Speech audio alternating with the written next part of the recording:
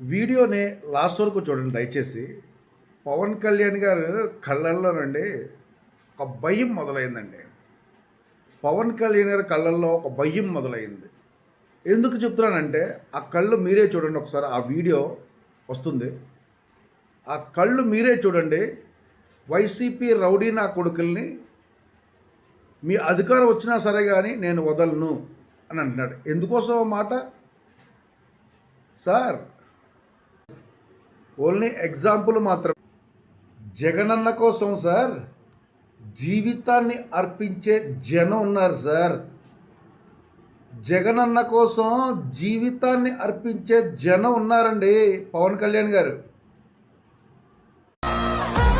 On camera చెప్తున్నా, ప్రతి YCP గుండాకే చెప్తున్నా, మీరు కనుక మా ఇష్టారాజ్యంగా చేస్తాం, భవిష్యత్తులో మేము వస్తాం, మా ప్రభుత్వం వస్తుంది, నేను చెప్తున్నా తొక్కి నారా తీస్తామని చెప్తున్నా. ప్రభుత్వాలు రావడాలు పోవటాలు ప్రజల చేతుల్లో నిర్ణయం ఉంటుంది తప్ప వచ్చినప్పుడు భయపడిపోయి ఇప్పుడు మీకు నేను చెప్తున్నా కదా 3 సంవత్సరాలు ఉంది.